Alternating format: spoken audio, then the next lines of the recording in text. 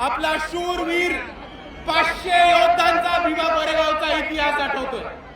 आणि इतक्या वर्षापूर्वी जरी ती लढाई झाली असेल तरी 2025च्या शेवटी 2026 मध्ये जाताना आजही भीमा कोरेगावला लाखोच्या संख्येने भीम अनुयायी येतात।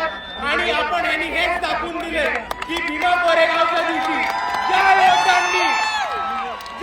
योद्ध्यांनी इकडे पेशवाई माती काढण्याचं काम केलं होतं त्यांना आम्ही विसरलेलो नाही आहोत मित्रांनो।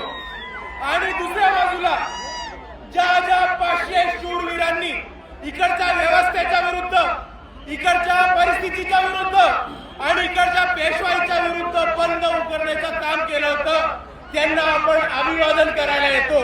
तेव्हा फक्त महाराष्ट्राला नाही तर भारताला नाही तर अख्ख्या जगाला दाखवून देतो की हे बाबासाहेबांची औलाद अजूनही लढलेलो विसरलो नाही होत। 500 लोकांनी तेव्हा वार केला होता आणि मात केला होता पेशवाईचा।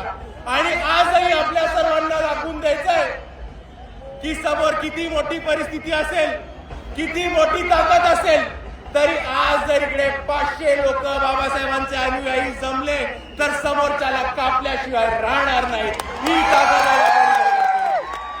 आणि म्हणून मी आपल्या सर्वांना एवढीच विनंती करतो की आज जसं आपण भीमा कोरेगावच्या इथे अभिवादन करायला एवढ्या मोठ्या संख्येने आलो त्याच पद्धतीने आपल्याला हा शौर्याचा इतिहास आणि आपल्याला आपल्या समाजाचा लढवय्या इतिहास पुढे घेऊन प्रत्येक क्षेत्रामध्ये घेऊन जायचा आहे। आणि भीमा कोरेगावच्या शौर्यांना आपण तेव्हाच अभिवादन करू जेव्हा आपण त्यांच्या पद्धतीने त्यांच्यासारखे छाती टोकपणे लढणं शिकू। एवढं म्हणून मी माझे 2 शब्द थांबवतो। आपल्या सर्वांना एकदा पुन्हा एकदा जय भीम, जय संविधान।